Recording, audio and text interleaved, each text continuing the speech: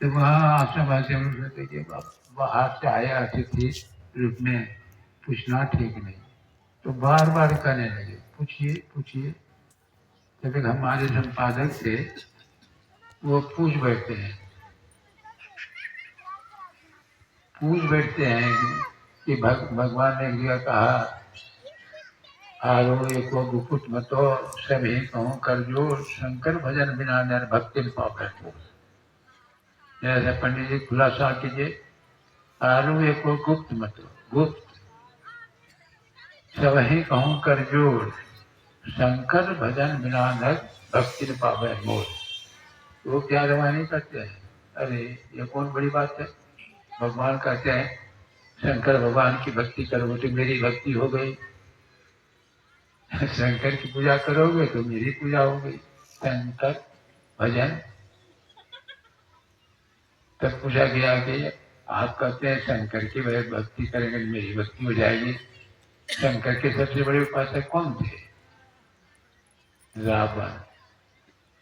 रावण अपना गला काट करके शंकर भगवान के ऊपर अर्पित कर देते। ऐसा किसी भक्त के संबंध में सुने हैं पढ़े हैं। हम तो नहीं सुने। अपना गला काट कर रावण भगवान इतने उसके प्रेम में बसीभूत जो रावण कहते थे वो करने में क्या है। त्रिशूल लेकर दरवाजे पर खड़ा नहीं है पढ़ा दीजिए। अब देखिए जो कहते थे तो फिर शंकर भगवान के भक्त जो है तो भगवान राम के भक्त हो गए। तो भगवान राम ने उसको मारा कैसे। मैंने क्यों मारा।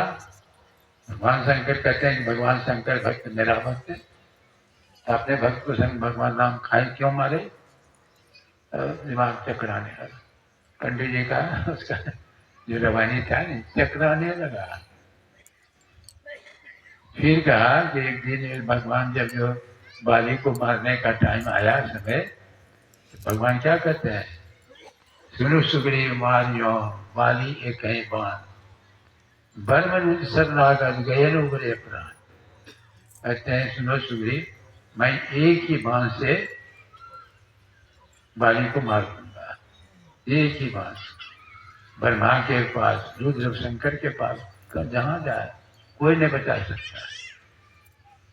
तो भाई शंकर भगवान के पास जाकर बचाना चाहिए। तब तो पंडित जी चुप हो गए।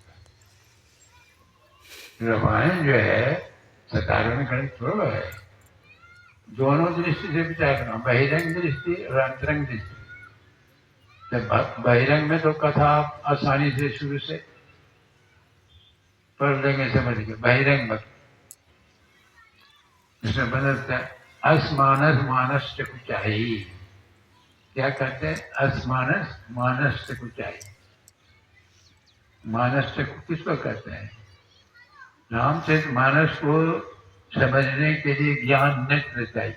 मानस तक ज्ञान नेत्र तभी रामचरित मानस को समझ सकते हैं। वैसे कहानी सुनती समझ हो गया।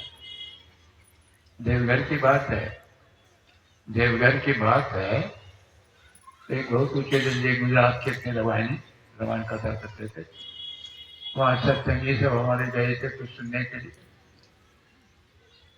कथा प्रसंग है रमणी का ये शबरी का प्रसंग वर्णन करते करते वो कहते हैं तजियोग पावक दे हरि पर लीन भये जहाँ नहीं थे। अब देखिए इसका मैंने विश्लेषण कर रहे थे वही कथावाचक। शबरी जो है शरीर छोड़कर के स्वर्ग चली गई। शबरी स्वर्ग शरीर छोड़ के स्वर्ग चली। तो सत्संगी पकड़ लिए बात। उस समय तो कुछ बोले नहीं। जहाँ पर निवास करते थे कथा बातें वहीं वो सत्संगी गए। पहले तो मिलने के लिए नहीं देते।